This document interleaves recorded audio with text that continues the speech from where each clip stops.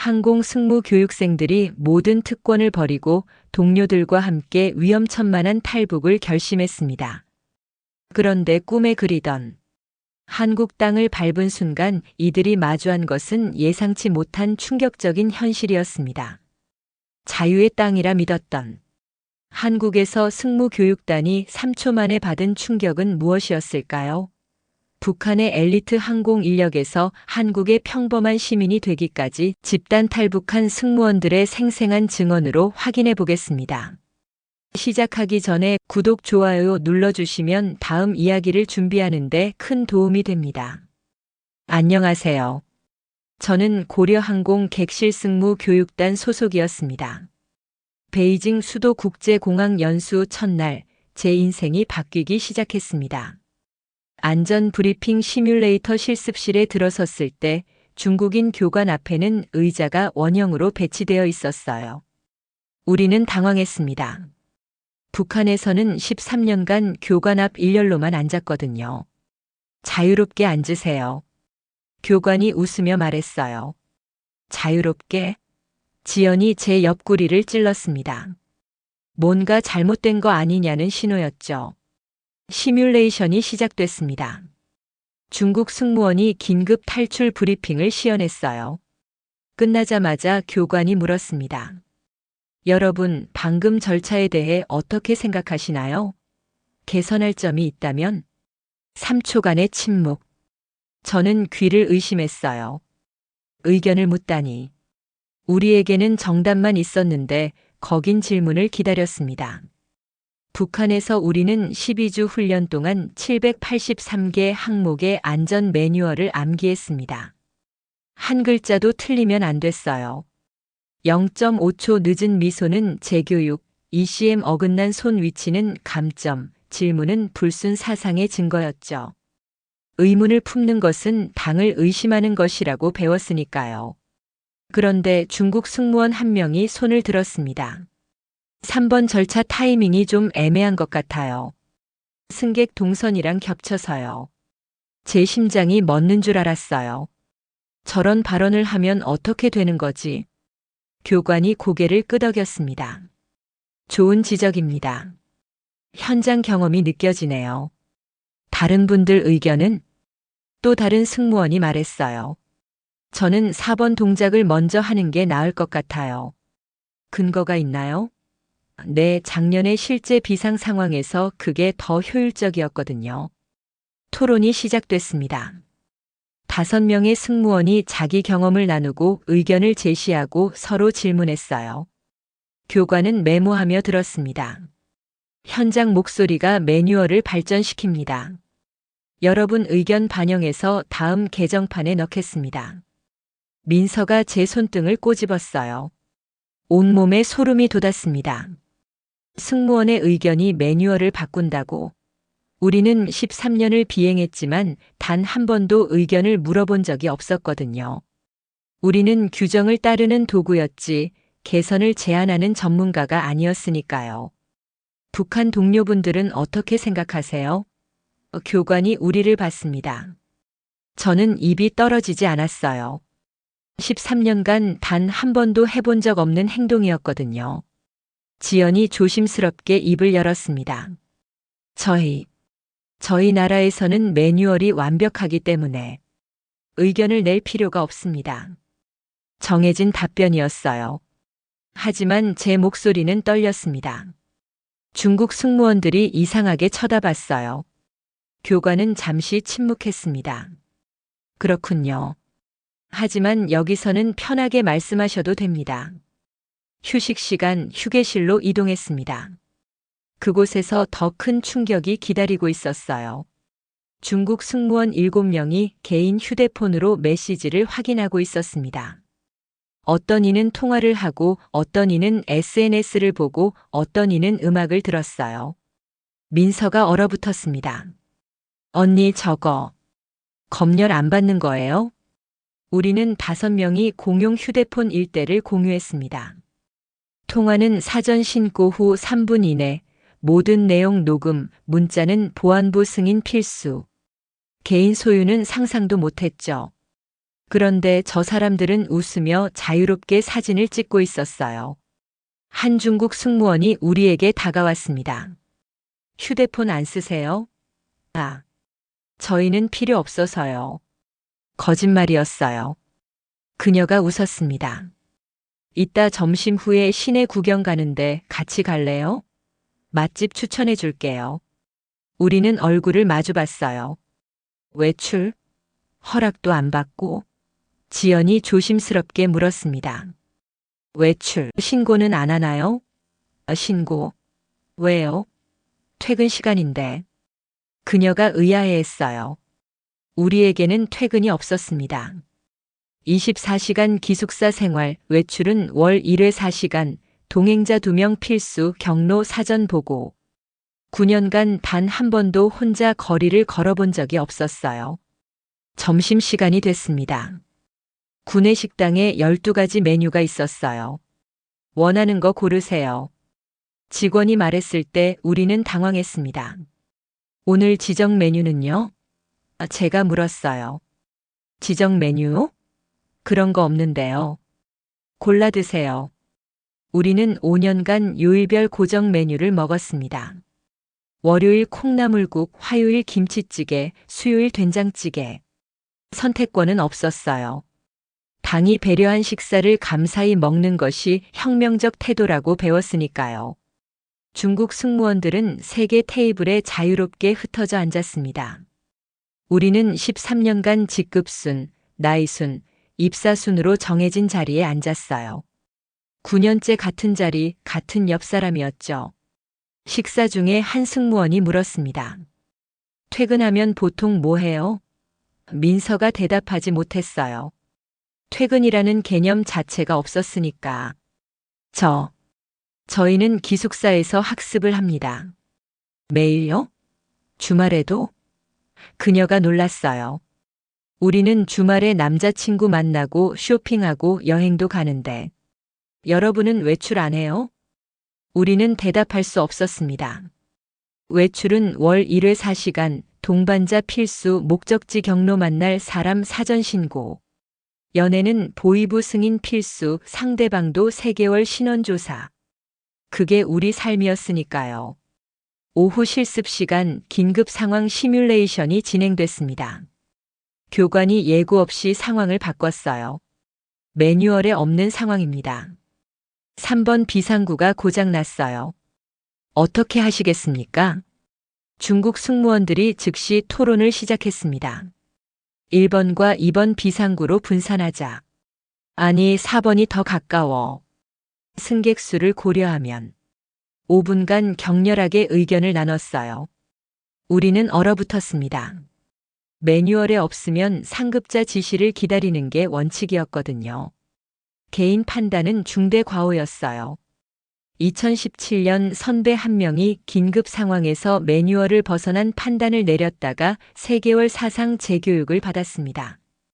교관이 물었어요. 북한 동료분들이라면? 지연이 교과서적으로 대답했습니다. 기장의 지시를 기다리겠습니다. 기장이 부상으로 의식이 없다면? 부기장의 지시를요. 부기장도 없다면? 침묵. 우리는 대답할 수 없었어요.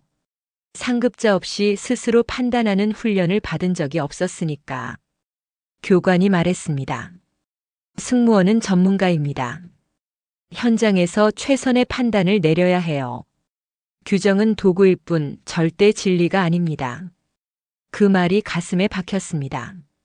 우리는 13년간 규정은 당의 의지이며 의심하는 것은 반혁명이라고 배웠거든요. 연수 마지막 날 수료식이 있었습니다. 중국 항공사 부사장이 축사했어요. 여러분은 하늘에서 승객의 생명을 책임지는 전문가입니다. 자부심을 가지십시오. 전문가. 우리는 13년을 비행했지만 단 한 번도 전문가로 불린 적이 없었어요. 우리는 위대한 수령님 덕분에 하늘을 나는 영광을 누리는 선전도구였으니까요. 공항으로 이동하는 버스 안에서 저는 베이징 거리를 봤습니다. 퇴근하는 사람들이 자유롭게 걸었어요. 혼자 또는 친구와. 허락 없이, 보고 없이, 감시 없이. 민서가 창밖을 보며 작게 중얼거렸습니다. 저 사람들은 매일 저렇게 사는 거겠죠? 귀국 비행기 안에서 지연이 화장실에 다녀오더니 제 귓가에 속삭였어요. 언니, 저 평양 돌아가기 싫어요. 민서가 지연의 손을 잡았습니다. 나도. 저는 대답하지 못했습니다. 이미 알고 있었거든요. 우리 모두 같은 마음이라는 것을. 3일간의 연수가 13년간의 확신을 무너뜨렸다는 것을. 착륙 30분 전 기내 방송이 나왔습니다. 곧 평양 순안국제공항에 도착합니다. 가슴이 철렁 내려앉았어요. 돌아가면 조사가 기다리고 있을 테니까. 순안공항 게이트를 나오자 검은 제복의 보위부 요원 8명이 줄지어 서 있었습니다. 평소 3명이던 게 8명으로 늘었어요. 한 명이 서류철을 펼치며 말했습니다. 동무들 해외 연수 중 사상 이완 정황이 포착되었소. 별도 조사와 재무장 학습이 예정되어 있소. 우리는 일반 입국장이 아닌 별도 통로로 안내받았습니다. 회색 복도를 걸으면서 깨달았어요. 균열이 생겼다는 것을. 미소 뒤에, 매뉴얼 뒤에, 13년 경력 뒤에. 그리고 그 균열은 이제 감출 수 없다는 것을. 조사실 문이 열렸습니다. 조사관이 앉아 있었어요. 동무 베이징에서 무슨 생각을 했소? 그때 저는 알았습니다. 우리가 본 것들, 느낀 것들 모두 감시당하고 있었다는 것을. 그리고 이제 대가를 치러야 한다는 것을. 질문이 허용되는 안전 브리핑. 그 한 장면이 모든 걸 바꿔놓았습니다. 조사실 철제 의자는 차갑게 식어 있었습니다. 동무 베이징 공항에서 중국 승무원과 무슨 대화를 나눴소? 조사관의 첫 질문이었어요. 저는 예상했던 질문이었지만 심장이 빠르게 뛰었습니다. 업무 관련 대화만 나눴습니다.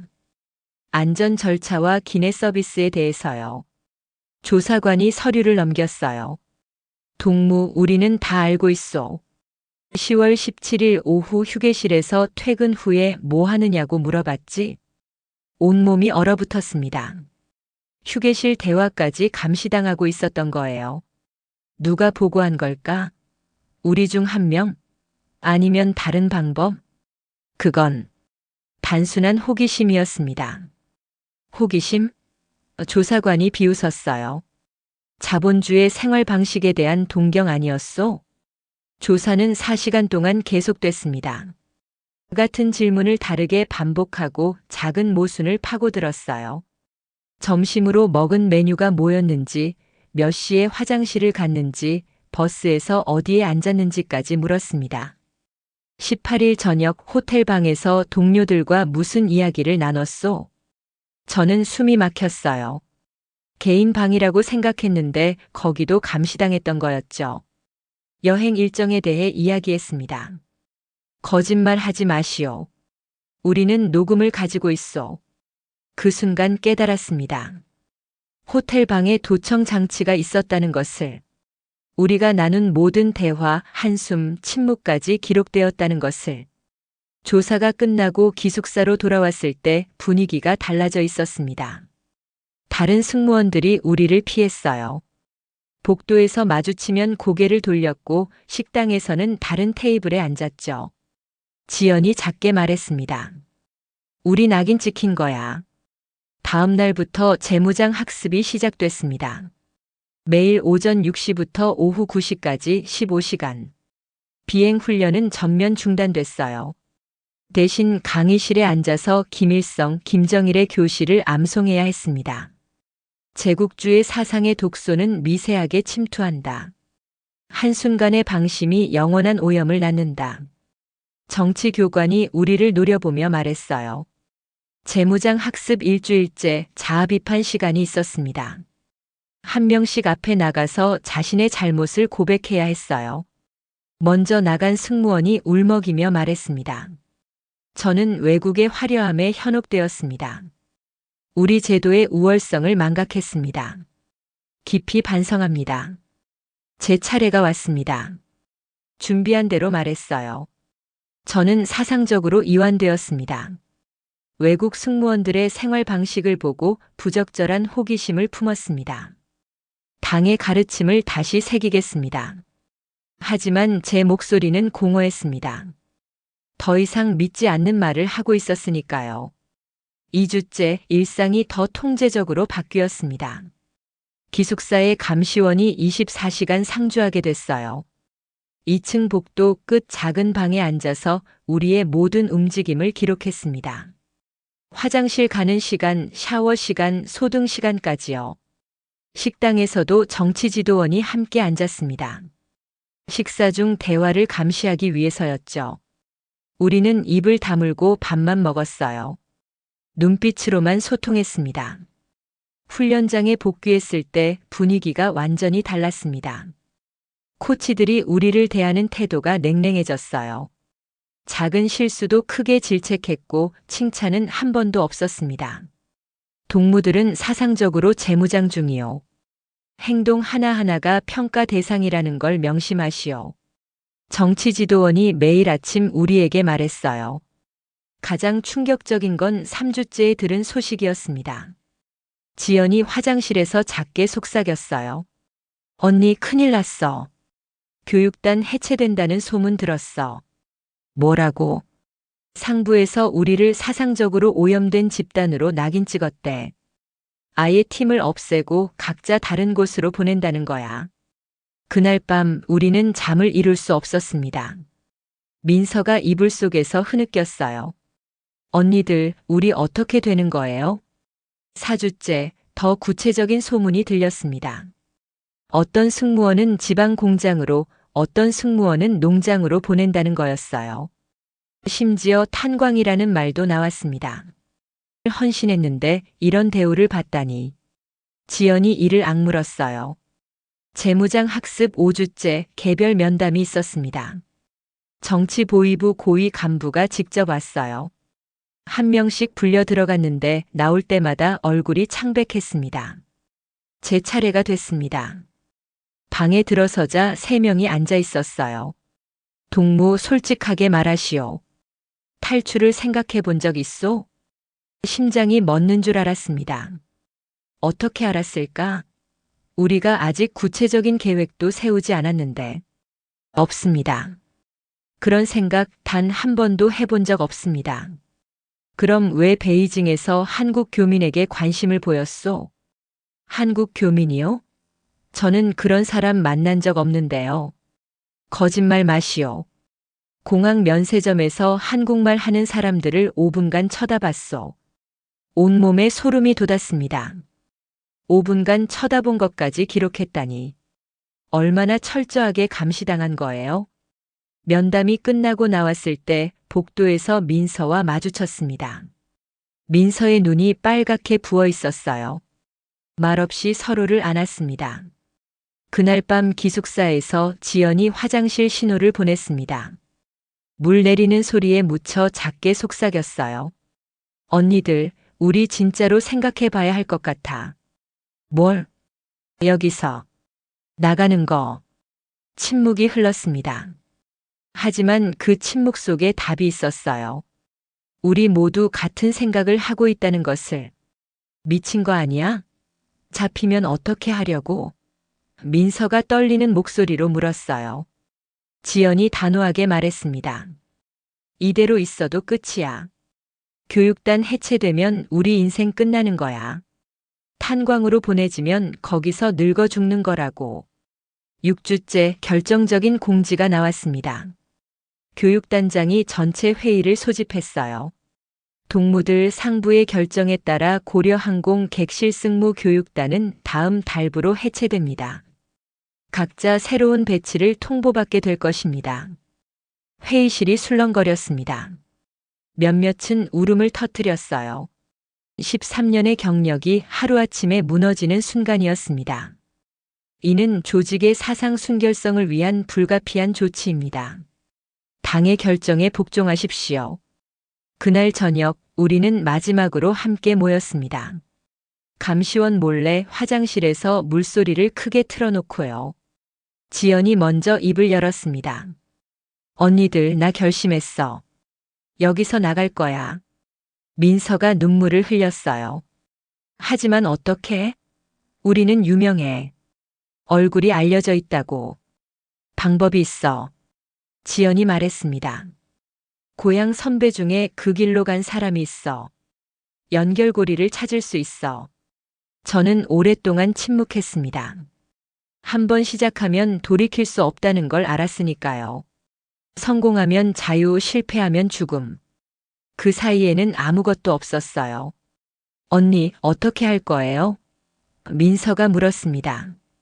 저는 두 사람을 바라봤어요. 13년을 함께 비행한 동료들. 이제는 같은 운명을 나눌 사람들. 함께 가자. 어차피 여기 남아도 미래는 없어. 그날 밤 우리는 서로 손을 잡았습니다. 떨리는 손이었지만 결의는 확고했어요. 살든지 죽든지 끝까지 함께. 통제는 더욱 강화됐지만 우리 마음속 결심도 더욱 단단해졌습니다. 이제 돌아갈 곳은 없었어요. 앞으로 나아가는 것만이 유일한 길이었습니다. 감시원은 우리의 행동을 기록했습니다. 하지만 마음속까지는 볼 수 없었죠. 그리고 그 보이지 않는 곳에서 탈출 계획이 조용히 싹트기 시작했습니다. 화장실 물소리가 복도까지 들렸습니다. 언니, 정말로 하는 거예요? 민서가 떨리는 목소리로 물었어요. 우리는 변기 뚜껑을 덮고 그 위에 모여 앉았습니다. 감시원이 듣지 못하도록 수도꼭지를 최대로 틀어놓고요. 지연이 주머니에서 작은 종이 쪽지를 꺼냈습니다. 고향 선배한테 연락했어. 이 번호로 전화하면 된대. 어떻게 연락했어? 제가 물었어요. 우리 전화는 모두 감시당하는데. 시장 공중전화. 지난주 외출 허가 받았을 때 몰래 했어. 지연의 눈빛이 단호했습니다. 선배가 브로커 연결해 줄 수 있대. 하지만 돈이 필요해. 돈. 그게 첫 번째 문제였습니다. 얼마나? 민서가 물었어요. 한 사람당 $5,000. 우리 셋이면 15,000달러. 침묵이 흘렀습니다. 상상도 못할 큰 돈이었어요. 우리 월급은 한 달에 $30 정도였으니까요.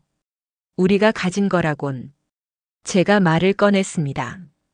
국제대회 메달이랑 상패, 외국에서 받은 기념품들. 지연이 고개를 끄덕였어요. 그거 중국에서 팔면 될 것 같아. 금메달, 은메달, 각종 트로피들. 모으면 그 정도는 나올 거야. 하지만 어떻게 빼내?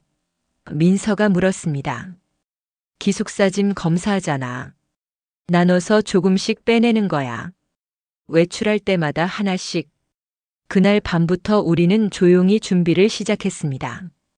외출 허가가 날 때마다 작은 기념품 하나씩을 가방 깊숙이 숨겼어요. 배지, 메달, 작은 트로피. 감시원 눈을 피해서요. 2주 후 지연이 두 번째 전화를 했습니다. 브로커와의 첫 만남 약속이 잡혔어요. 다음 주 토요일 평양역 근처 찻집. 오후 3시. 혼자가? 제가 걱정스럽게 물었어요. 응. 셋이 같이 가면 눈에 띄어. 나 혼자 다녀올게. 그 주 토요일 저와 민서는 기숙사에서 지연을 기다렸습니다. 3시간이 영원처럼 느껴졌어요. 감시원이 순찰을 돌 때마다 심장이 멎는 줄 알았습니다. 오후 6시 지연이 돌아왔습니다. 얼굴이 창백했어요. 저녁 식사 후 화장실에서 다시 모였습니다. 만났어. 지연이 작게 말했어요. 김철수라는 사람이야. 40대쯤. 장사꾼처럼 보였어. 뭐래? 가능은 한데. 하지만 우리처럼 유명한 사람들은 더 위험하다고. 그래서 돈도 더 받는데. 한 사람당 $6,000. 18,000달러. 더 커진 숫자였습니다. 방법은? 제가 물었어요. 국경 도시까지는 각자 알아서 가야 해. 거기서 만나서 두만강을 건너는 거야.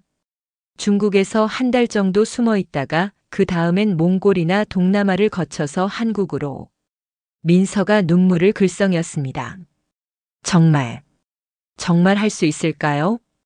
지연이 민서의 손을 잡았어요. 안 하면 우리 끝이야. 탄광 가면 거기서 죽는 거야. 다음 날 우리는 가진 물건들을 모두 꺼내서 확인했습니다. 금메달 3개, 은메달 5개, 동메달 8개. 각종 트로피와 상패들.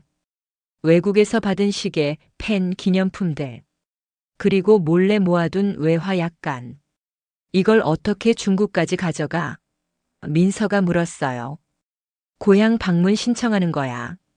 지연이 설명했습니다. 각자 다른 이유로.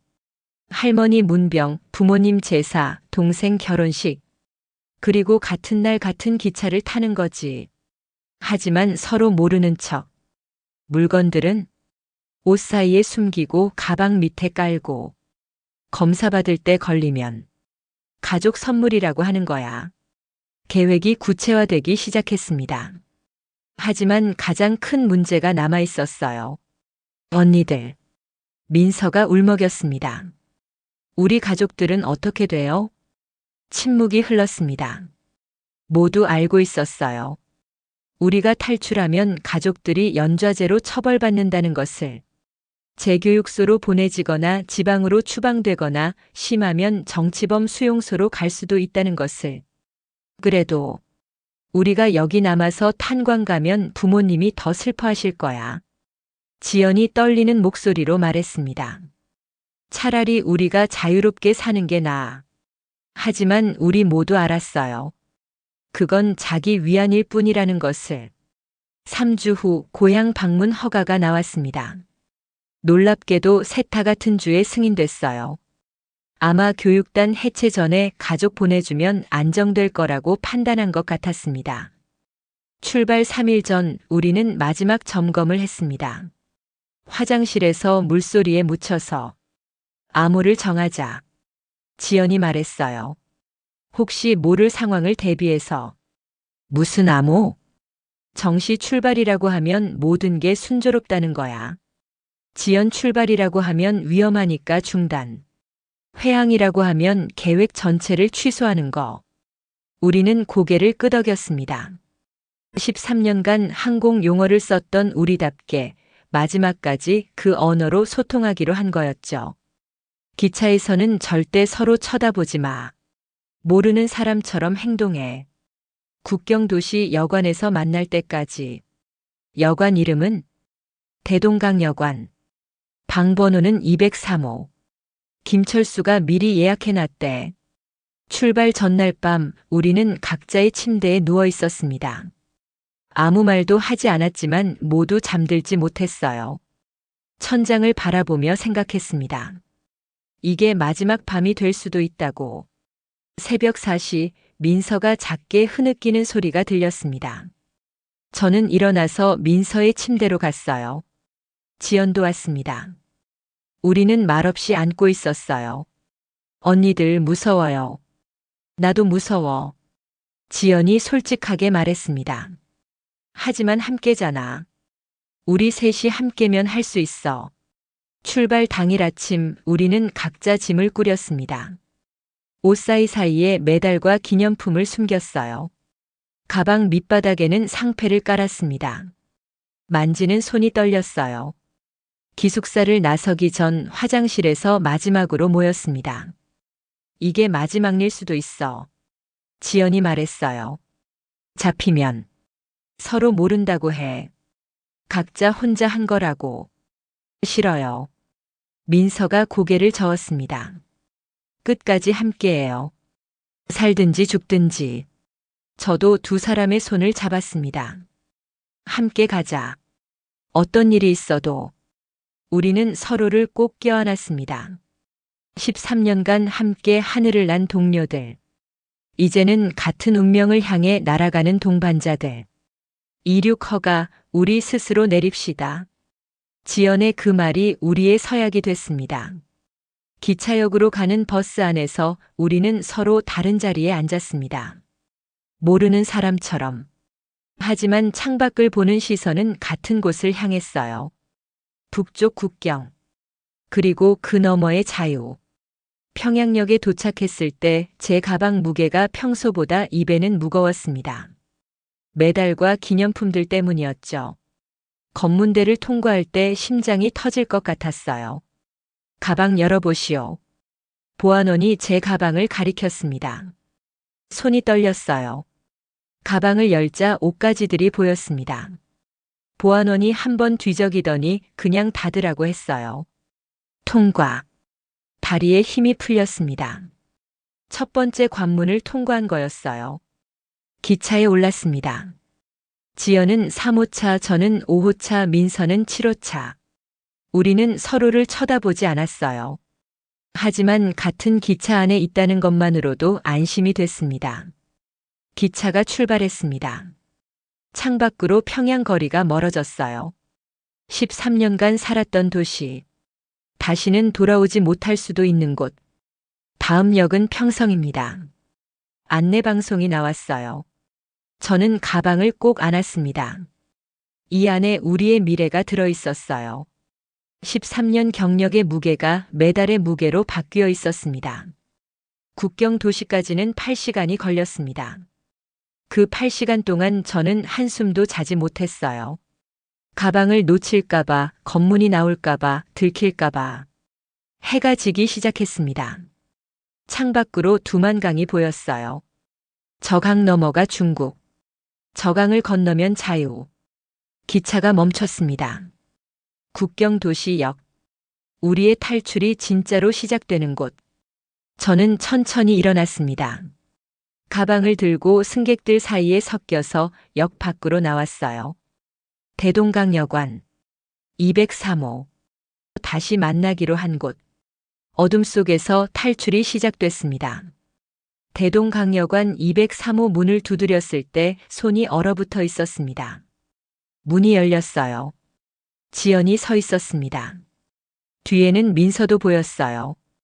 우리는 말없이 안으로 들어갔습니다. 문을 잠그고 커튼을 쳤어요. 그제야 숨을 쉴 수 있었습니다. 다 왔어. 지연이 작게 말했어요. 이제 정말 시작이야. 방 구석에 낯선 남자가 앉아 있었습니다. 김철수였어요. 그는 우리를 훑어보더니 고개를 끄덕였습니다. 일단 성공이요. 여기까지 오는 것도 쉽지 않았을 텐데. 그의 목소리는 낮고 차분했어요. 물건은 가져왔소? 우리는 가방을 열었습니다. 메달, 상패, 트로피, 시계, 기념품들. 13년 경력이 그 안에 들어있었어요. 김철수가 하나하나 확인했습니다. 금메달. 중국에서 팔면 개당 800달러 정도 받을 수 있겠소. 은메달은 400달러. 이 시계는 좀 오래됐는데. 200달러. 계산이 끝났습니다. 전부 합치면 17,500달러 정도 되겠소. 모자란 500달러는 내가 융통해 주겠소. 대신 중국에서 노동으로 갚는 거요. 감사합니다. 지연이 말했어요.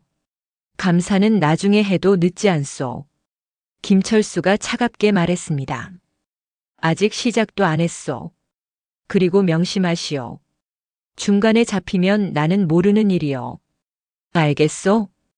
우리는 고개를 끄덕였습니다. 오늘 밤 11시에 출발하오. 강까지는 2시간 걸어야 하고 건너는데 10분, 중국 쪽에서 트럭까지 20분. 총 2시간 30분이요. 김철수가 검은 옷가방을 열었습니다. 이걸 입으시오. 검은색 옷, 검은색 모자, 검은색 신발. 얼굴에는 이 검은 물감을 바르시오. 밤에 보이지 않게. 우리는 옷을 갈아입었습니다. 거울을 보니 낯선 사람이 서 있었어요. 13년간 단정한 유니폼을 입었던 우리가 이제는 도망자 차림이었습니다. 규칙을 말하겠소. 김철수가 엄격하게 말했어요. 첫째, 절대 소리 내지 마시오. 기침도 재채기도 속삭임도 안 돼요. 둘째, 내 신호에만 따라 움직이시오. 손을 들면 멈추고 손을 흔들면 엎드리고 앞으로 가리키면 따라오는 거요. 셋째, 만약 국경비대에 걸리면 각자 알아서 도망가시오. 나는 책임 못 져요. 혹시 잡히면? 민서가 떨리는 목소리로 물었어요. 북송이요. 그 다음은? 뭐 알고 있을 거요. 오후 10시 30분 우리는 여관을 나섰습니다. 거리는 어두웠어요. 가로등도 거의 없었고 사람도 보이지 않았습니다. 11월 중순 바람이 칼날처럼 차갔어요. 김철수가 앞장섰습니다. 우리는 10m 간격으로 따라갔어요. 지연, 저 민서 순서였습니다. 아스팔트 길을 벗어나 흙길로 접어들었어요. 30분쯤 걸었을 때 김철수가 손을 들었습니다. 우리는 즉시 멈췄어요. 멀리서 인기척이 들렸습니다. 국경비대였어요. 김철수가 손을 흔들었습니다. 우리는 엎드렸어요. 차갑고 젖은 땅에 몸을 붙였습니다. 심장 소리가 너무 커서 들킬 것 같았어요. 손전등 불빛이 지나갔습니다. OM 앞이었어요. 군인 2명이 대화하며 지나갔습니다. 오늘 순찰 언제 끝나? 12시에 교대야. 불빛이 멀어졌습니다. 김철수가 일어나라는 신호를 보냈어요. 우리는 조심스럽게 일어났습니다. 옷이 흙투성이가 됐지만 아무도 신경 쓰지 않았어요. 1시간 더 걸었습니다. 산길이었어요. 나무 뿌리에 걸려 넘어질 뻔했지만 소리를 내지 않았습니다. 민서가 뒤에서 비틀거렸지만 이를 악물고 따라왔어요. 새벽 12시 40분 김철수가 멈춰 섰습니다. 그리고 앞을 가리켰어요. 두만강이었습니다. 11월 강물은 검게 빛났습니다. 폭은 30m 정도였어요. 생각보다 좁았지만 물소리가 거셌습니다. 김철수가 수풀 속에서 고무보트를 꺼냈습니다. 접혀있던 걸 펼쳤어요. 3인용이었습니다. 일단 나랑 한 명이 먼저 건너가겠소. 중국 쪽에서 신호 보내면 나머지 둘이 보트를 타고 오는 거요. 제가 먼저 가겠습니다. 지연이 나섰어요. 김철수와 지연이 보트에 탔습니다. 노를 저어 천천히 강을 건넜어요. 물소리에 묻혀서 노 젓는 소리는 거의 들리지 않았습니다. 5분 후 지연이 반대편에 도착했습니다. 김철수가 손전등을 3번 깜빡였어요. 신호였습니다. 보트가 다시 돌아왔습니다. 이번에는 김철수만 타고 있었어요. 빨리 타시오. 저와 민서가 보트에 올랐습니다. 보트가 흔들렸어요. 민서가 작게 신음을 냈지만 재빨리 입을 막았습니다. 김철수가 노를 저었습니다. 차가운 강물이 보트 옆으로 흘렀어요. 반쯤 왔을 때 강 상류에서 불빛이 보였습니다. 엎드리시오. 김철수가 속삭였어요. 우리는 보트 바닥에 납작 엎드렸습니다. 김철수는 노를 멈췄어요. 보트가 물살에 흔들렸습니다. 불빛이 가까워졌습니다. 순찰정이었어요. 엔진 소리가 들렸습니다. 저는 숨을 참았습니다. 민서의 손이 제 손을 꽉 잡았어요. 엔진 소리가 가장 가까워졌을 때 순찰정이 우리 옆을 지나갔습니다. 10m도 안 되는 거리였어요. 순찰정이 멀어졌습니다. 김철수가 다시 노를 저었어요. 더 빠르게, 더 조용하게. 3분 후 보트가 중국 쪽 강변에 닿았습니다. 내리시오. 빨리. 우리는 뛰어내렸습니다. 땅을 밟는 순간 이상한 감정이 밀려왔어요. 북한을 벗어났다는 것. 13년 만에 처음으로. 하지만 감상에 젖을 시간은 없었습니다. 따라오시오. 김철수가 보트를 수풀 속에 숨기고 앞장섰어요. 중국 쪽에도 순찰이 있었습니다. 중국 공안이 탈북자를 잡으면 바로 북송시키니까요. 20분간 산길을 올랐습니다. 숨이 찼지만 멈출 수 없었어요. 뒤에서 민서가 헐떡였지만 계속 따라왔습니다. 산 중턱 작은 공터에 트럭이 대기하고 있었습니다. 냉동 트럭이었어요. 운전석에서 조선족 남자가 내렸습니다. 빨리 타. 시간 없어. 트럭 뒤쪽 문이 열렸습니다. 냉동 화물칸이었어요. 이미 다른 사람들이 타고 있었습니다. 중년 부부와 20대 청년. 들어가시오. 좁지만 참으시오. 우리는 올라탔습니다. 문이 닫히는 순간 칠흑 같은 어둠이었어요. 온도는 영하였습니다. 트럭이 출발했습니다. 어디로 가는 거예요? 민서가 떨리는 목소리로 물었어요. 베이징 방향이요. 김철수가 대답했습니다. 검문소 3곳을 지나야 하오. 절대 소리 내지 마시오. 걸리면 모두 끝이요. 냉동 트럭 안은 추웠습니다. 우리는 서로 붙어서 체온을 나눴어요. 민서가 떨었습니다. 지연이 민서를 안았어요. 30분쯤 지났을 때 트럭이 멈췄습니다. 첫 번째 검문소였어요. 밖에서 중국어가 들렸습니다. 화물이 뭐야? 냉동 닭고기요. 문 열어봐. 심장이 멎는 줄 알았습니다. 문이 열렸어요. 손전등 불빛이 들어왔습니다. 우리는 화물 상자 뒤에 숨어 있었지만 제대로 찾으면 들킬 거였어요. 많이 신네. 네, 큰 주문이라서요. 검사관이 상자 몇 개를 두드렸습니다. 우리에게서 3엠 떨어진 곳이었어요. 됐어. 가. 문이 닫혔습니다.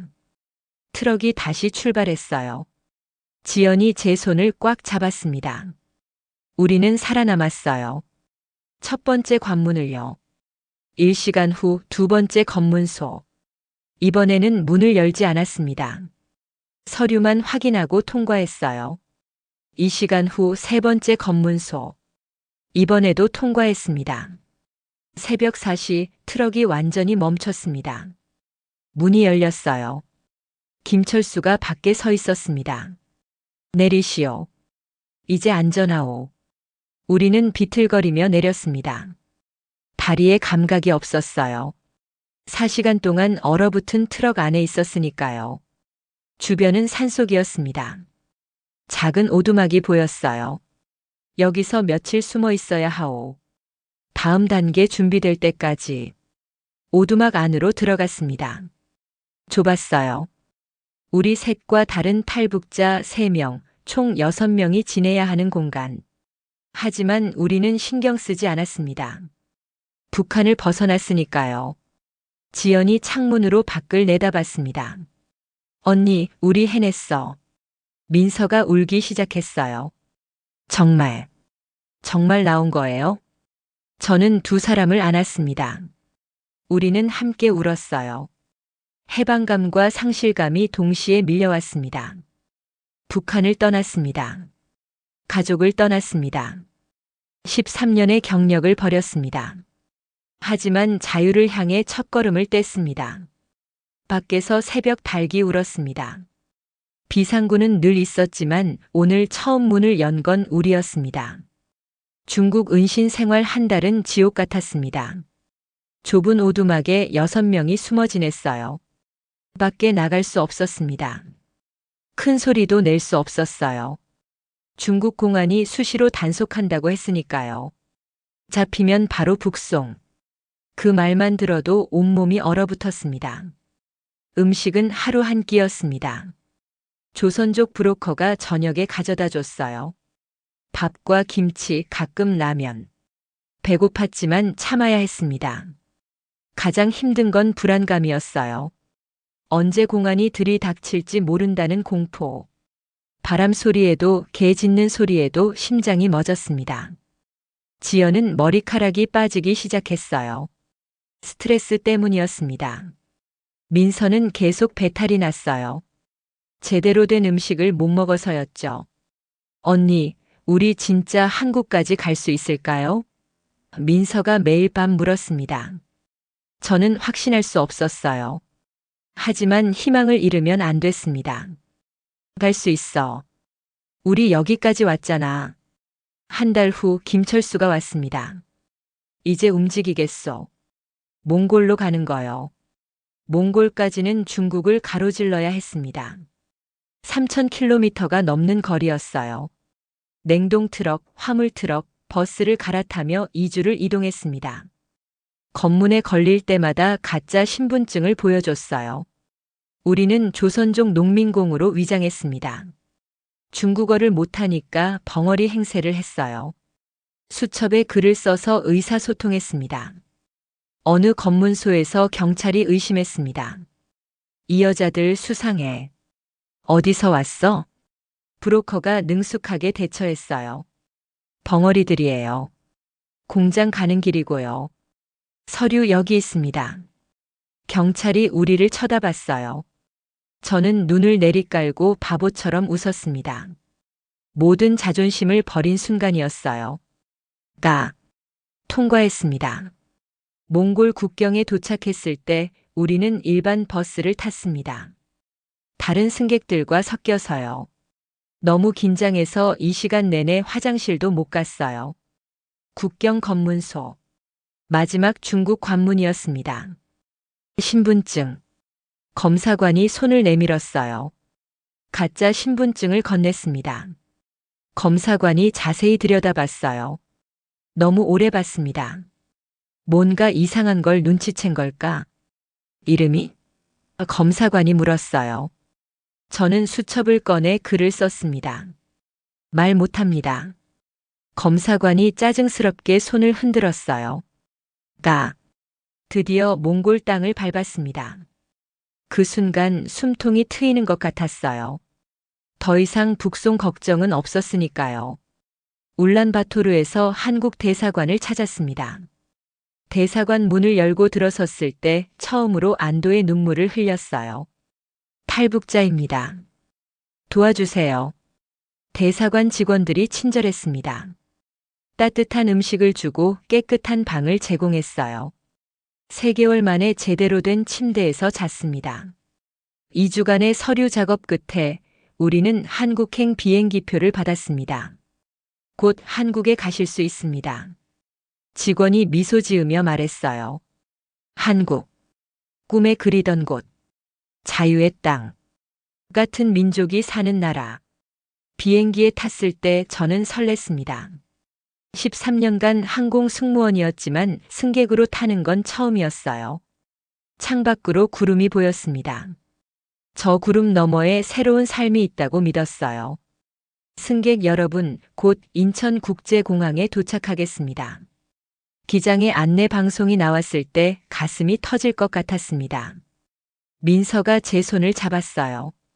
지연이 창밖을 보며 눈물을 흘렸습니다. 우리 정말 도착하는 거야. 비행기가 착륙했습니다. 바퀴가 활주로에 닿는 순간 기내에 박수 소리가 울렸어요. 우리도 함께 박수 쳤습니다. 너무 세게 쳐서 손바닥이 빨개졌어요. 게이트로 걸어갈 때 저는 주변을 둘러봤습니다. 인천공항은 정말 컸어요. 높은 천장, 밝은 조명, 깨끗한 시설. 평양순환공항과는 비교도 안 됐습니다. 저기 입국장이야. 저기만 나가면 돼. 지연이 흥분해서 말했어요. 우리는 다른 승객들을 따라 입국장으로 향했습니다. 앞에 사람들이 줄지어 서 있었어요. 곧 우리 차례였습니다. 심장이 두근거렸어요. 3초 후면 한국 땅을 공식적으로 밟는 거였으니까요. 그런데 한 직원이 우리를 불렀습니다. 탈북자분들이시죠? 이쪽으로 오세요. 일반 입국장이 아닌 다른 통로였어요. 좀 이상했지만 특별 절차가 있는가 보다 생각했습니다. 별도 통로를 따라갔어요. 다른 승객들과 분리됐습니다. 복도는 좁고 어두웠어요. 끝에 작은 방이 있었습니다. 문이 열려 있었어요. 안에 정장을 입은 남자 3명이 서 있었습니다. 표정이 딱딱했어요. 전혀 환영하는 분위기가 아니었습니다. 한 명이 신분증을 보여주며 말했습니다. 국가정보원입니다. 여러분은 지금부터 합동신문센터로 이송됩니다. 3초였습니다. 환영도 질문도 설명도 없었어요. 저는 얼어붙었습니다. 합동신문센터? 이송? 무슨 말이에요? 저희가 뭘 잘못했나요? 민서가 떨리는 목소리로 물었어요. 잘못한 게 아니라 필요한 조사입니다. 협조해 주시기 바랍니다. 조사? 우리는 자유를 찾아서 온 사람들이에요. 같은 민족이잖아요. 왜 조사를 받아야 하죠? 가방 검사하겠습니다. 직원들이 우리 가방을 열었어요. 하나하나 꺼내서 확인했습니다. 속옷까지 뒤졌어요. 마치 범죄자 취급하는 것 같았습니다. 휴대폰은 즉시 수거합니다. 조사 기간 동안 외부 연락은 금지됩니다. 우리는 휴대폰이 없었어요. 하지만 그 말투가 충격이었습니다. 금지, 통제, 북한에서 들었던 단어들이었어요. 여권은 밀봉하겠습니다. 몽골에서 받은 임시 여행 증명서를 투명 비닐봉투에 넣어 밀봉했어요. 이제 이동하겠습니다. 따라오세요. 우리는 복도를 따라 걸었습니다. 양옆으로 직원들이 에스코트했어요. 도망칠까봐 감시하는 것 같았어요. 공항 뒤쪽 주차장에 검은 버스가 대기하고 있었습니다. 창문이 검게 칠해져 있었어요. 밖이 보이지 않았습니다. 승차하십시오. 버스 안에는 카메라 2대가 천장에 고정돼 있었습니다. 좌석도 일반 버스와 달랐어요. 딱딱한 플라스틱 의자였습니다. 우리는 맨 뒤쪽에 앉았어요. 앞쪽에는 다른 탈북자들이 보였습니다. 모두 우울한 표정이었어요. 버스가 출발했습니다. 엔진 소리만 낮게 울렸어요. 아무도 말하지 않았습니다. 창밖을 볼 수 없었지만 차가 움직이는 게 느껴졌어요. 얼마나 갔을까요? 1시간? 2시간? 민서가 작게 울기 시작했습니다. 언니들, 우리 잘못 온 거 아니에요? 여기도 북한이랑 똑같잖아요. 지연이 민서를 안았어요. 하지만 지연의 눈빛도 흔들리고 있었습니다. 저는 대답할 수 없었어요. 정말로 잘못 온 걸까?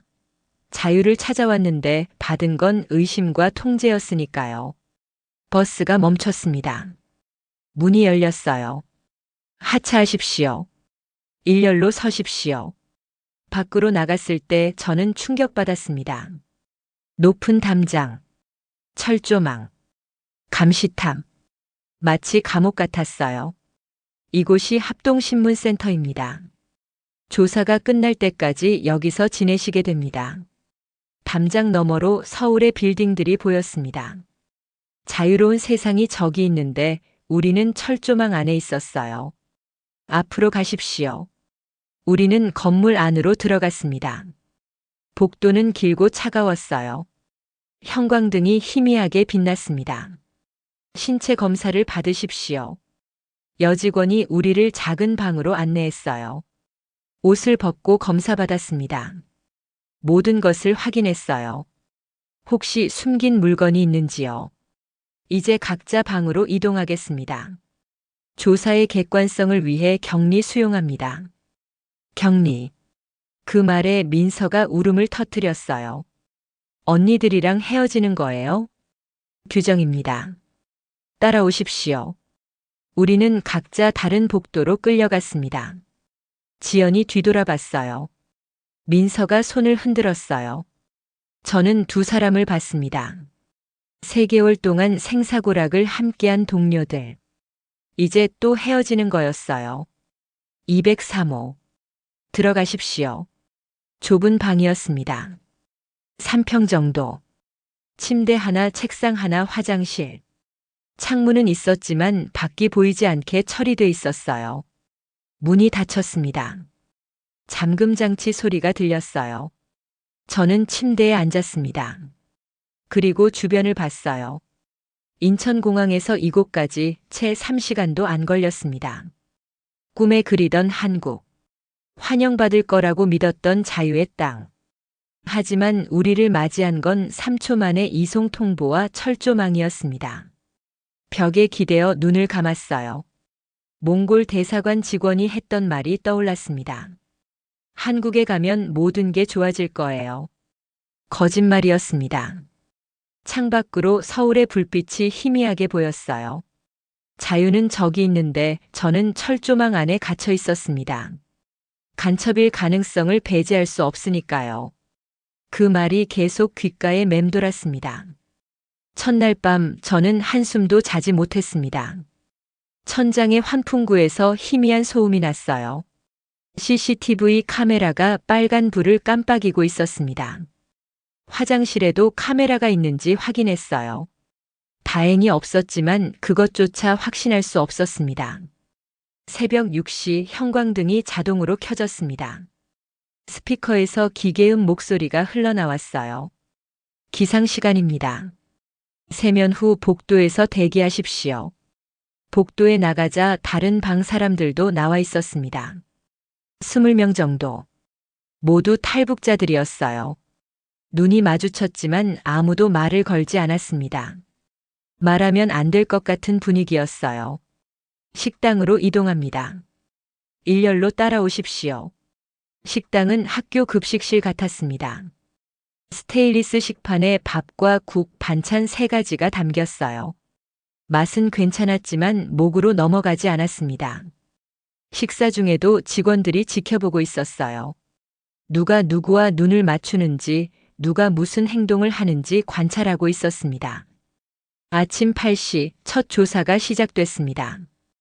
203호 조사실로 이동하십시오. 좁은 방이었어요. 철제 테이블 하나, 의자 2개. 벽에는 태극기와 시계만 걸려 있었습니다. 조사관 2명이 앉아 있었어요. 30대 후반 남자와 40대 초반 여자였습니다. 앉으십시오. 남자 조사관이 말했어요. 저는 김 조사관이고 이쪽은 박 조사관입니다. 서류철을 펼쳤습니다. 이름, 생년월일, 출신 지역부터 말씀해 주세요. 기본 인적 사항부터 시작했습니다. 부모님 이름, 형제자매, 학력, 경력. 모든 걸 세세하게 물어봤어요. 고려항공 객실 승무원이었다고요? 김 조사관이 눈썹을 올렸습니다. 그럼 특권층이었네요. 왜 탈북했습니까? 사상 재무장을 받았고 교육단이 해체됐어요. 탄광이나 농장으로 보내질 상황이었습니다. 그게 탈북 이유의 전부입니까?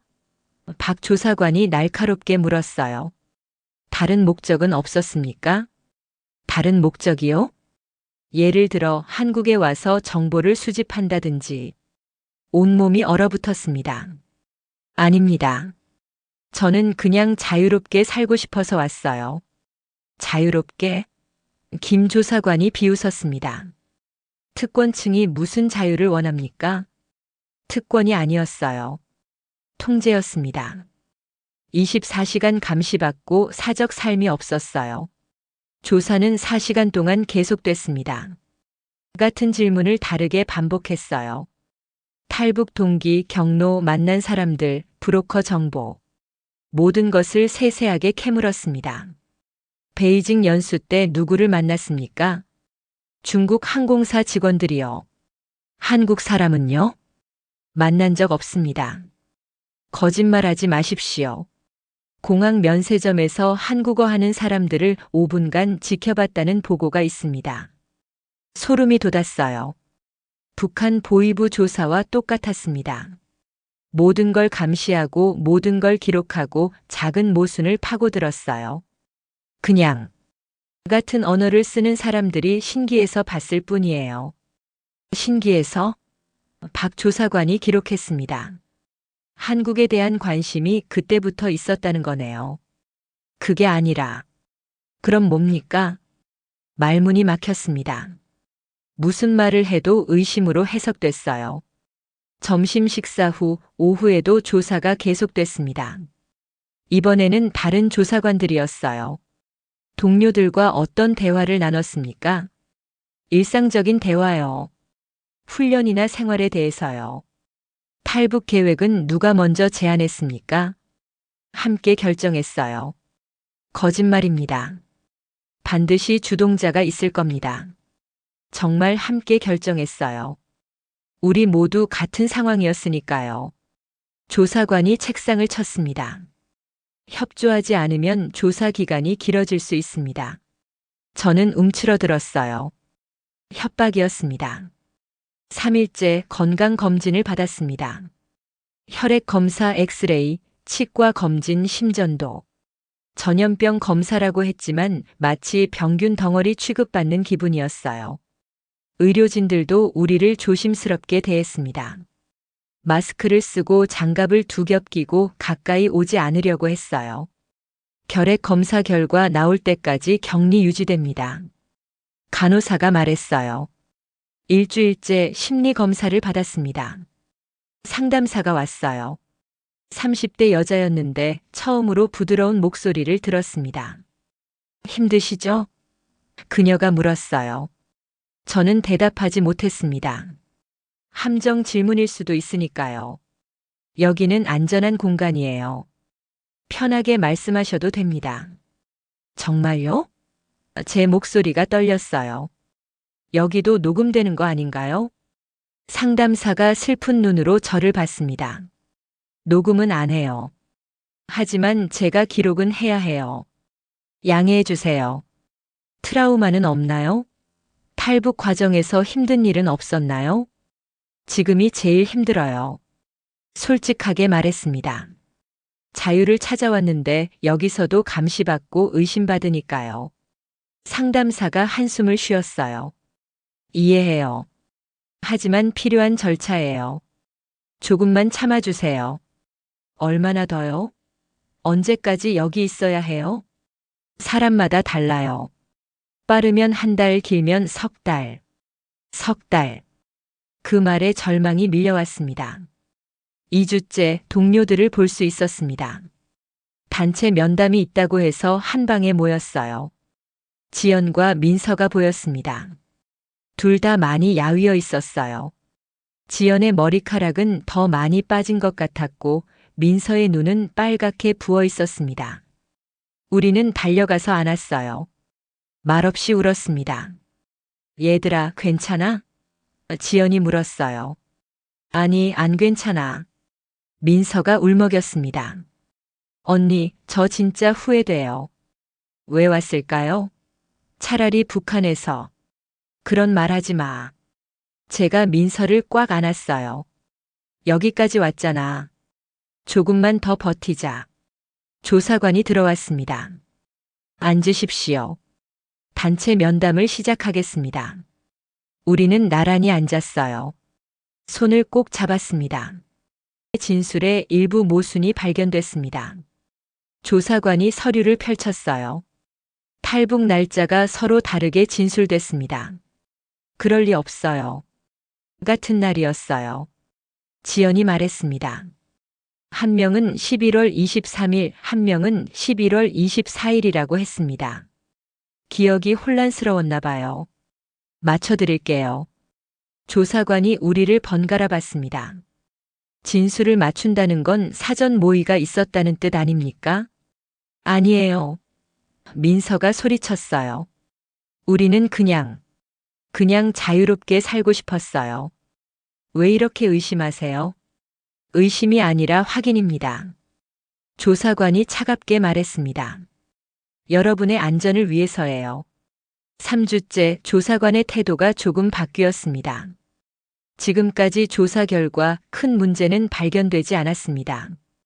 김 조사관이 말했어요. 하지만 몇 가지 더 확인해야 할 사항이 있어서 조금 더 시간이 필요합니다. 얼마나요? 2주 정도. 한숨이 나왔습니다. 하지만 끝이 보이기 시작했어요. 4주째 교육 프로그램이 시작됐습니다. 한국 사회에 대한 기본 교육이었어요. 대한민국은 자유민주주의 국가입니다. 북한과는 다른 체제예요. 강사가 설명했지만 저는 비웃음이 나왔어요. 자유민주주의. 여기서 우리가 느끼는 건 통제와 의심뿐인데요. 하지만 참아야 했습니다. 조사가 끝나려면 협조적으로 보여야 하니까요. 5주째 마지막 면담이 있었습니다. 조사가 종료됐습니다. 김 조사관이 말했어요. 다음 주에 하나원으로 이송됩니다. 정말요? 저는 믿기지 않았어요. 네. 수고하셨습니다. 처음으로 조사관이 미소를 지었습니다. 앞으로는 더 나아질 거예요. 하지만 저는 확신할 수 없었어요. 지금까지의 경험이 그랬으니까요. 마지막 날 밤 우리는 다시 만날 수 있었습니다. 드디어 끝났어. 지연이 말했어요. 하나원 가면 좀 나아지겠지? 그러길 바라요. 민서가 말했습니다. 더 이상은 견딜 자신이 없어요. 저는 창밖을 봤습니다. 서울의 불빛이 여전히 빛나고 있었어요. 자유도 단계가 있나 봐. 제가 말했습니다. 천천히 적응하는 거야. 박 조사관이 했던 말이었어요. 처음에는 화가 났지만 이제는 이해가 됐습니다. 자유는 그냥 주어지는 게 아니었어요. 증명해야 하는 거였습니다. 의심을 통과하고 조사를 견디고 절차를 따라야 비로소 손에 쥘 수 있는 것. 2개월간의 합동신문센터 생활. 북한에서의 사상 재무장과 다를 게 없었습니다. 형식만 달랐을 뿐 본질은 똑같았어요. 하지만 우리는 견뎠습니다. 함께였으니까요. 다음 주 하나원으로 가는 버스를 탈 거예요. 그곳에서는 진짜 자유를 배울 수 있을까요? 저는 여전히 확신할 수 없었습니다. 하지만 희망은 버리지 않았어요. 우리는 여기까지 왔으니까요. 하나원으로 가는 버스는 합동신문센터 때와 달랐습니다. 창문이 투명했어요. 밖이 보였습니다. 처음으로 한국의 거리를 제대로 봤어요. 고속도로를 달리는 수많은 자동차들, 높이 솟은 아파트 단지들, 화려한 간판들. 와! 민서가 창에 얼굴을 붙였습니다. 진짜 발전했네요. 지연도 눈을 떼지 못했어요. 베이징보다 더 큰 것 같아. 이 시간을 달려 경기도의 한 도시에 도착했습니다. 하나원은 산자락에 있었어요. 담장은 있었지만 철조망은 없었습니다. 건물도 밝고 깨끗해 보였어요. 여기는 좀 다른 것 같아. 제가 말했습니다. 입구에서 직원들이 우리를 맞이했어요. 30대 여직원이 미소 지으며 말했습니다. 환영합니다. 여기서 3개월간 한국 사회 적응 교육을 받으시게 됩니다. 환영. 그 단어를 한국에서 처음 들었어요. 오리엔테이션실로 안내받았습니다. 50명 정도의 탈북민들이 모여 있었어요. 나이도 출신 지역도 다양했습니다. 원장님이 단상에 올라왔어요. 60대 정도의 온화한 인상이었습니다. 여러분을 진심으로 환영합니다. 원장님이 말했어요. 여기까지 오시느라 많이 힘드셨죠? 이곳에서 3개월간 한국 사회에 필요한 모든 것을 배우게 될 겁니다. 언어, 법률, 금융, 컴퓨터, 취업. 걱정하지 마세요. 여러분은 혼자가 아닙니다. 처음으로 따뜻한 말을 들었습니다. 눈물이 날 뻔했어요. 한 가지 약속해 주세요. 원장님이 진지하게 말했습니다. 포기하지 마세요. 처음엔 낯설고 어렵겠지만 함께 이겨내면 됩니다. 우리는 4인 1실 기숙사에 배정받았습니다. 다행히 저, 지연, 민서가 같은 방이었어요. 다른 한 명은 30대 여성이었는데 함경도에서 왔다고 했습니다. 만나서 반가워요. 저는 순이에요. 그녀가 악수를 청했어요. 방은 깨끗했습니다. 개인 침대, 책상, 옷장이 있었어요. 창문으로는 산이 보였습니다. 2개월 만에 제대로 된 풍경을 본 거예요. 언니들, 여기는 정말 다른 것 같아요. 민서가 침대에 누워 말했습니다. 다음 날부터 교육이 시작됐습니다. 첫 수업은 한국어 교육이었어요. 40대 여자 선생님이었습니다. 같은 한국어지만 북한과 남한은 많이 달라요. 선생님이 칠판에 글을 썼습니다. 동무친구, 인민국민, 안녕하십니까가 안녕하세요. 수령님, 대통령님. 이런 단어들은 한국에서 쓰면 이상하게 들려요. 북한에서 왔다는 게 바로 티나거든요. 지연이 손을 들었어요. 그럼 어떻게 말해야 해요? 연습해야죠. 매일 한국 뉴스를 보고 한국 드라마를 보고 한국 사람들의 말투를 따라 해보세요. 수업 후 우리는 실습했어요. 저 친구들이랑 밥 먹으러 가요. 민서가 어색하게 말했습니다. 아직도 억양이 북한식이야. 순이가 웃었어요. 더 자연스럽게. 친구들이랑 밥 먹으러 가 이렇게. 컴퓨터 교육은 더 신기했습니다. 마우스를 이렇게 잡으시고요. 강사가 시범을 보였어요. 저는 마우스를 잡았는데 손이 떨렸습니다. 북한에서는 컴퓨터를 거의 써본 적이 없었거든요. 클릭은 이렇게.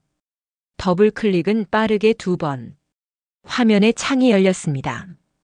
신기했어요. 이제 인터넷을 해볼게요. 강사가 웹브라우저를 열었어요. 검색창에 원하는 걸 입력하면 됩니다. 저는 북한을 쳐봤습니다. 수십만 개의 결과가 나왔어요. 뉴스 기사, 사진, 영상. 북한에서는 절대 볼 수 없었던 정보들이었습니다. 와! 제 옆에 민서가 평양을 검색했어요. 위성 사진이 나왔습니다. 우리 살던 곳이 이렇게 보이는구나. 법률 교육 시간에는 충격적인 걸 배웠습니다. 대한민국 헌법 제10조. 모든 국민은 인간으로서의 존엄과 가치를 가지며 행복을 추구할 권리를 가진다. 강사가 설명했어요. 여러분에게는 권리가 있어요. 자유롭게 이동할 권리, 직업을 선택할 권리, 의견을 표현할 권리. 정말요? 한 수강생이 물었어요. 의견을 말해도 잡혀가지 않아요? 당연하죠. 여기는 민주주의 국가예요. 믿기지 않았어요. 북한에서는 상상도 못할 일이었으니까요. 금융교육도 재미있었습니다. 은행은 돈을 안전하게 보관하는 곳이에요. 강사가 통장을 보여줬어요. 여기에 돈을 넣으면 이자도 붙어요. 이자요? 제가 물었어요. 네. 돈을 맡겨두면 은행이 조금씩 더 돌려줘요. 연일 2% 정도. 돈이 늘어난다고요? 네. 신기하죠? 북한에서는 은행을 믿을 수 없었어요. 돈은 집에 숨겨두는 게 안전했죠. 하지만 여기서는 시스템이 다른 것 같았습니다. 신용카드라는 것도 있어요. 강사가 플라스틱 카드를 보여줬어요.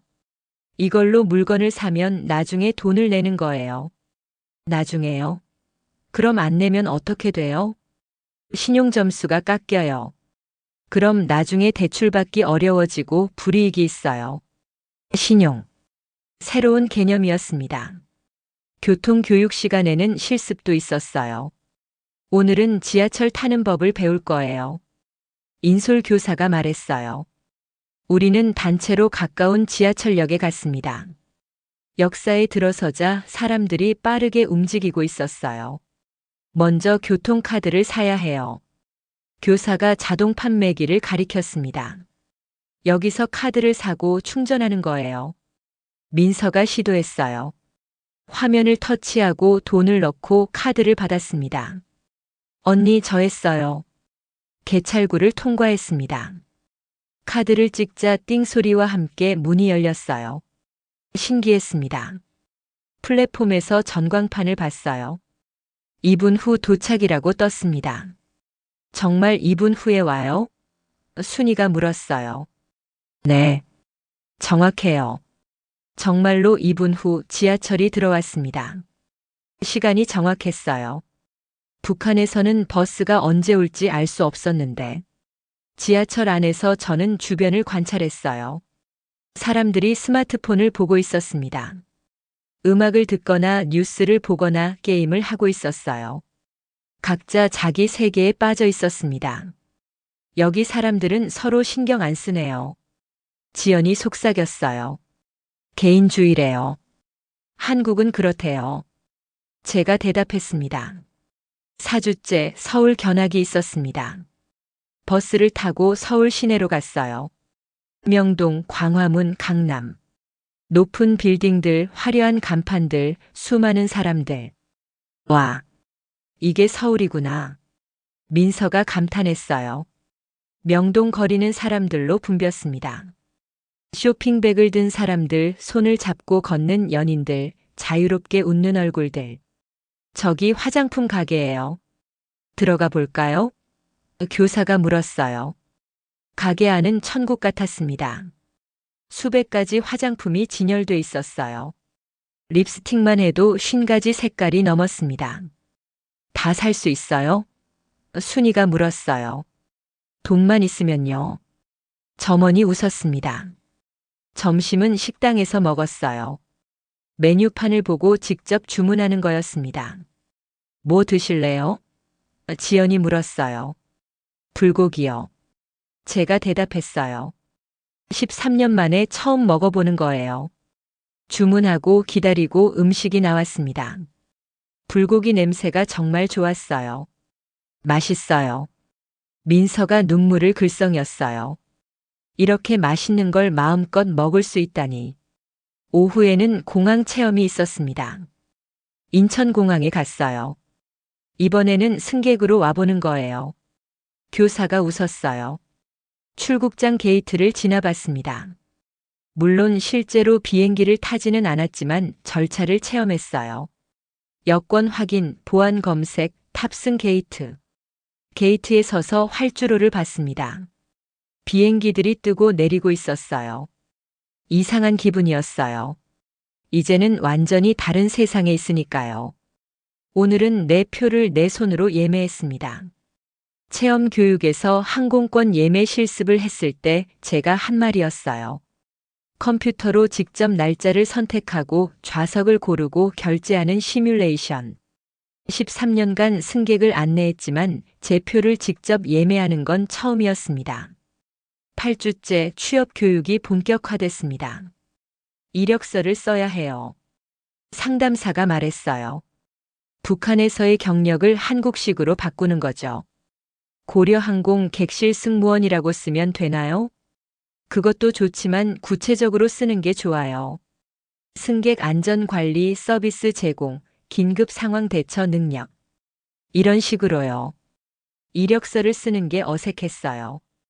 북한에서는 당에서 직업을 배정했으니까요.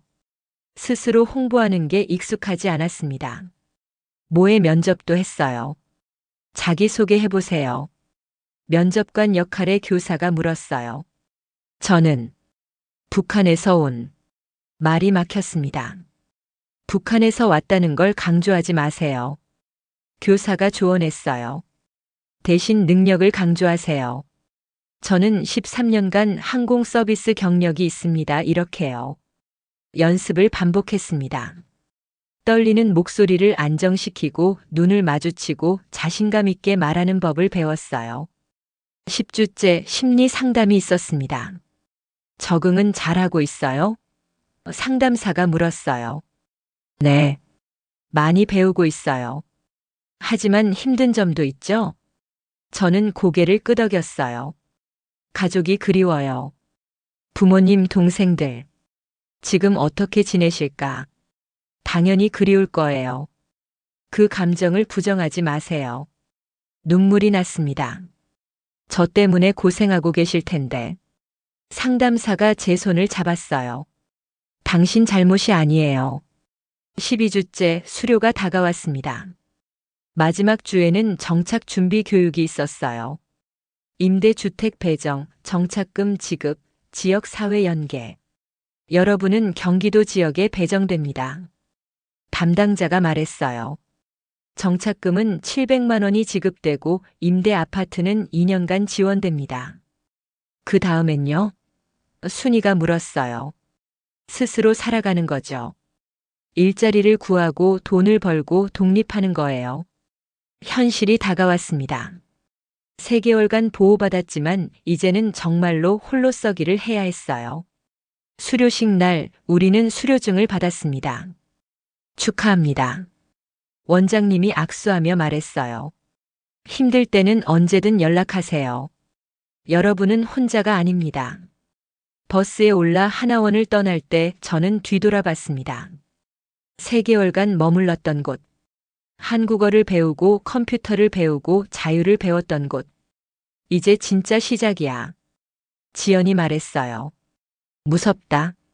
민서가 솔직하게 말했습니다. 나도. 제가 인정했어요. 하지만 우리 함께잖아. 버스가 출발했습니다. 창밖으로 한국의 거리가 보였어요.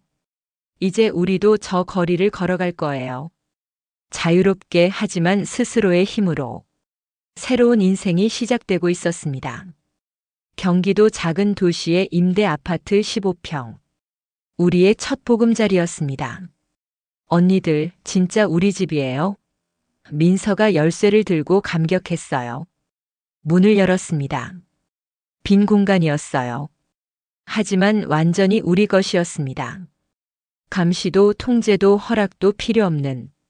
이제 뭐하지? 지연이 빈 거실 한가운데 섰어요.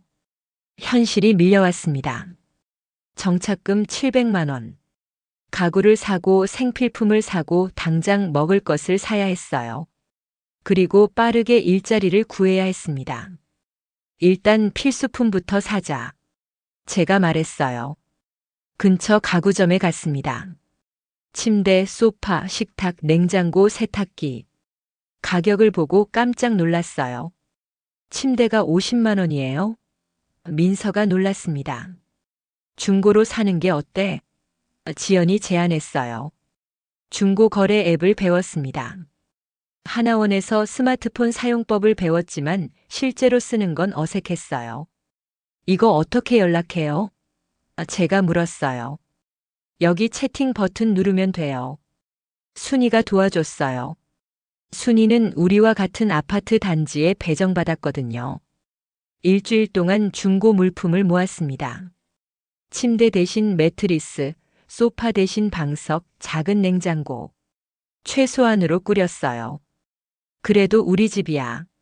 민서가 매트리스에 누워 웃었어요. 하지만 웃음은 오래가지 않았습니다. 전기요금 고지서가 왔어요. 8만 원이요? 지연이 서류를 보며 당황했어요. 이것도 돈 내야 해요? 수도, 전기, 가스, 인터넷, 핸드폰. 나가는 돈이 만만치 않았습니다. 빨리 일자리 구해야 해. 제가 말했어요. 하나센터 담당자가 몇 곳을 소개해 줬습니다. 공장, 식당, 청소.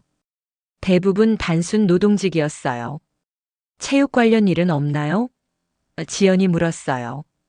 자격증이 있어야 해요. 지도자 자격증 같은 거요.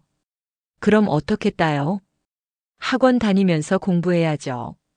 시간이 좀 걸려요. 첫 면접은 작은 제조업체였습니다. 전자제품 조립하는 곳이었어요. 경력이 특이하시네요. 사장님이 이력서를 보며 말했어요. 항공 승무원? 네. 하지만 열심히 배우겠습니다. 어디서 오셨어요? 그 질문에 멈칫했습니다.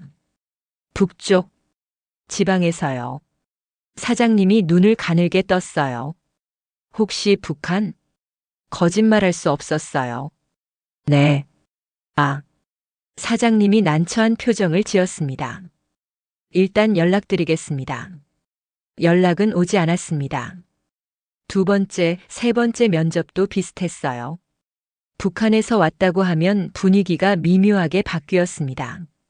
북한 사람들은 일하는 방식이 다르다던데. 적응 못하면 어쩌죠? 혹시 문제 생기면. 편견이었습니다. 하지만 설명할 방법이 없었어요. 2주째 저는 한 공장에 취직했습니다. 작은 부품 조립하는 일이었어요. 시급 9,000원. 월급은 주 40시간 기준으로 180만 원 정도 됩니다. 관리자가 말했어요. 180만 원. 하나원에서는 괜찮은 금액이라고 배웠지만 실제로는 빠듯했어요. 첫 출근 날 작업복을 입었습니다. 13년간 입었던 승무원 유니폼과는 너무 달랐어요. 여기 새로 오신 분이에요. 팀장이 소개했습니다. 잘 좀 가르쳐 주세요. 동료들이 인사했어요. 하지만 거리감이 느껴졌습니다. 점심시간 식당에서 다들 자연스럽게 대화했어요. 어제 그 드라마 봤어? 대박이었지? 남주 진짜 잘생겼어. 저는 끼어들 수 없었어요. 무슨 드라마인지 누가 나오는지 몰랐으니까요. 저기, 무슨 드라마예요? 조심스럽게 물었어요. 어, 모르세요? 요즘 대박 나는 거예요. 진짜 재밌는데. 아, 저는 TV를 잘 안 봐서요. 한 달쯤 지났을 때 한 동료가 조심스럽게 물었습니다. 혹시 북한에서 오신 거예요? 심장이 쿵 떨어졌어요. 어떻게? 말투가 좀 특이하세요. 그리고 억양도 들켰습니다. 아무리 연습해도 완전히 숨길 수는 없었어요. 네. 3년 전에 왔어요. 거짓말을 조금 섞었습니다. 너무 최근이면 더 이상하게 볼까봐요. 아, 힘들었겠네요. 그 뒤로 분위기가 미묘하게 바뀌었습니다.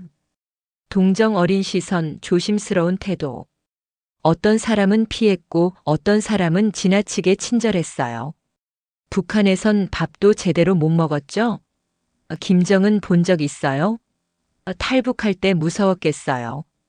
질문 공세였습니다. 아기는 없었지만 지쳤어요. 계속 북한에서 온 사람으로만 보이는 게요. 민서는 식당에 취직했어요. 주방 보조였습니다. 언니 진짜 힘들어. 민서가 집에 와서 울었어요. 하루 10시간 서서 일하는데 손님들이 막대해. 그만둘래?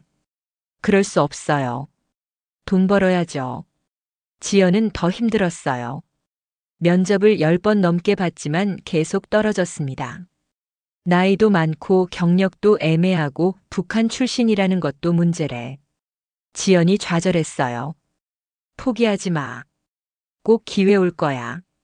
하지만 제 말도 공허했습니다. 3개월째 첫 월급을 받았습니다.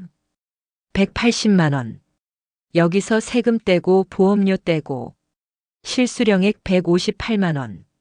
월세는 국가 지원이었지만 관리비 10만 원, 공과금 15만 원, 식비 40만 원, 교통비 10만 원. 남는 게 거의 없었어요. 이렇게 살면 언제 모아? 민서가 한숨 쉬었어요. 그래도 우리 돈이야. 우리가 번 거. 제가 말했어요. 작지만 의미가 있었습니다. 13년간 나라에서 주는 배급에 의존했는데 이제는 스스로 번 돈으로 사는 거니까요. 6개월째 변화가 찾아왔습니다. 회사 근처 체육관에 들렀어요.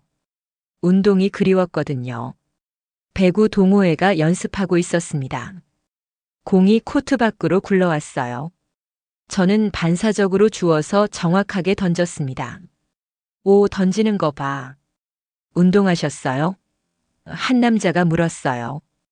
예전에 배구를 좀 했어요. 한번 같이 쳐보실래요? 코트에 들어갔습니다. 공이 날아왔어요. 받고 세팅하고 스파이크. 몸이 기억하고 있었습니다. 와, 진짜 잘하시네요. 사람들이 박수 쳤어요. 어디서 배우셨어요? 그냥. 오래 했어요. 우리 동호회 들어오시면 안 될까요?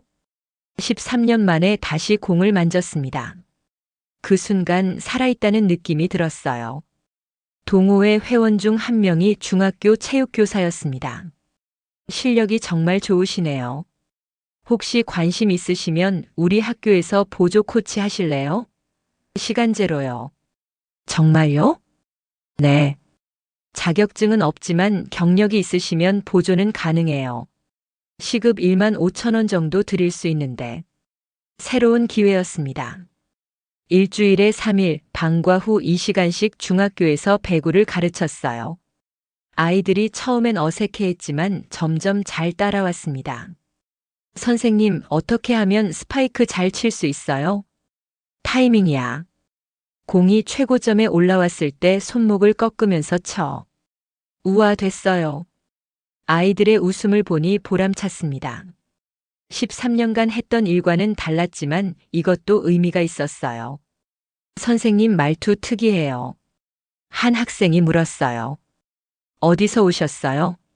먼 곳에서 왔어. 북한이에요? 아이들은 순수했습니다. 편견 없이 물었어요. 응, 북한에서 왔어. 우와, 진짜요? 신기하다. 북한에도 배구 있어요? 있지. 선생님은 거기서 선수였어. 대박. 그럼 엄청 잘하시겠네요. 아이들에게는 제가 그냥 배구 잘하는 선생님이었어요. 북한에서 온 사람이 아니라요. 1년째 지연에게도 기회가 왔습니다. 동네 피트니스 센터에서 청소 일을 하던 중이었어요. 관장님이 운동하는 모습을 봤대요. 자세가 정말 좋으시네요. 운동 오래 하셨어요? 네. 13년 정도요. 혹시 트레이너 해볼 생각 없으세요? 자격증 따면 될 텐데. 지연은 밤마다 공부했습니다. 생활체육 지도자 자격증 준비를 했어요. 퇴근 후 도서관에서 주말에는 하루 종일. 6개월 후 합격했습니다. 언니들 됐어. 지연이 울면서 합격증을 보여줬어요. 내 자격증이야. 민서는 병원 코디네이터로 자리를 옮겼습니다. 하나원에서 응급처치를 잘했던 게 도움이 됐어요. 환자분, 이쪽으로 오세요. 민서가 환자를 안내하는 모습이 당당해 보였어요. 2년째 저는 체육 지도자 자격증을 땄습니다. 야간 학원을 다니며 공부했어요. 일하고 아이들 가르치고 공부하고 하루에 4시간밖에 못 잤지만 버텼습니다. 시험 결과를 확인하던 날 합격이라는 글자를 보고 혼자 울었어요. 저도 이제 전문가예요. 학교에서 정식 보조 코치 제안이 들어왔습니다. 계약직이었지만 월 200만 원이었어요. 수락하시겠어요? 교감 선생님이 물었어요. 네. 감사합니다. 계약서에 사인하는 순간 손이 떨렸습니다. 누군가의 비행을 돕는 일이 이제 내 자유의 다른 이름이 되었습니다. 3년째 우리는 각자의 자리를 찾았습니다. 지연은 피트니스 센터 트레이너가 됐어요. 회원이 20명이 넘었습니다. 언니, 이번 달 수입이 250만 원 넘었어. 지연이 자랑했어요. 민서는 병원에서 인정받아 정규직이 됐습니다. 환자들이 저 찾으래요. 친절하다고. 민서가 웃었어요. 저는 학교에서 정식 코치로 승진했습니다. 배구부를 맡게 된 거예요. 우리 팀 이번 시 대회 나가요. 제가 아이들에게 말했어요. 진짜요? 우리가요? 그럼. 준비 많이 했잖아. 대회 날 아이들이 코트에 섰습니다. 떨리는 손, 긴장한 얼굴. 괜찮아. 우리가 연습한 대로만 하면 돼. 제가 격려했어요. 경기가 시작됐습니다. 아이들이 공을 주고받았어요. 넘어지고 실수하고 그래도 계속 뛰었습니다. 2세트까지 갔어요. 마지막 공이 날아왔습니다. 주장이 스파이크를 쳤어요. 공이 상대 코트에 떨어졌습니다. 이겼어요. 아이들이 소리쳤어요. 3위였습니다. 시상식에서 아이들이 메달을 받았어요. 코치님 덕분이에요. 주장이 달려와 안겼어요. 저는 눈물을 참았습니다. 13년 전 북한에서 받았던 메달들. 그걸 팔아서 여기까지 왔어요. 이제는 아이들의 메달을 함께 기뻐하고 있습니다. 어느 날 학교에 새로운 학생이 전학 왔어요. 배구부 들어가고 싶어요. 소심하게 말했습니다. 그래? 이름이 뭐야? 수진이요. 배구 해본 적 있어? 아니요. 근데 언니가 코치님처럼 되고 싶대요. 언니? 네. 언니도 북한에서 왔어요. 지금 대학 다니는데 사회복지사 되고 싶대요. 코치님처럼 북한 사람들 도와주고 싶대요. 가슴이 뭉클했습니다. 코치님도 북한에서 왔어요? 수진이가 물었어요. 응. 그랬어. 대단하세요. 여기까지 오시고 이렇게 좋은 선생님이 되시고. 수진이도 할 수 있어. 선생님이 도와줄게. 그날 저녁 집에서 우리 셋이 모였습니다. 언니들, 우리 정말 대단해. 민서가 맥주를 따르며 말했어요. 그러게. 여기까지 왔어. 지연이 웃었어요. 힘들었지만 후회 안 해. 제가 말했습니다. 나도. 북한에 있었으면 지금쯤 탄광에서 죽었을지도 몰라. 우리는 잔을 부딪혔습니다. 우리의 자유를 위하여. 창밖으로 서울의 불빛이 빛났습니다. 5년 전 인천공항에서 봤던 그 불빛. 그때는 철조망 너머에 있었지만 이제는 우리도 저 불빛 속에 있습니다. 다음 날 첫 훈련에서 아이들에게 말했어요. 오늘부터 새로운 팀원이 생겼어. 수진이야. 잘 부탁해. 환영해요. 아이들이 박수 쳤어요. 수진이가 코트에 섰습니다. 서툰 동작으로 공을 받았어요. 넘어졌습니다. 하지만 다시 일어났어요. 잘했어.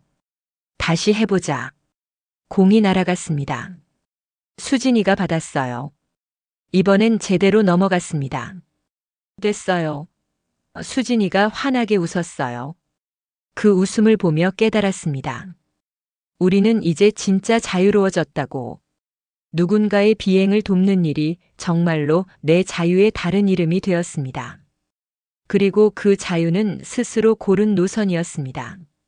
훈련이 끝나고 체육관 창문을 통해 하늘을 봤습니다. 비행기가 한 대 지나갔어요.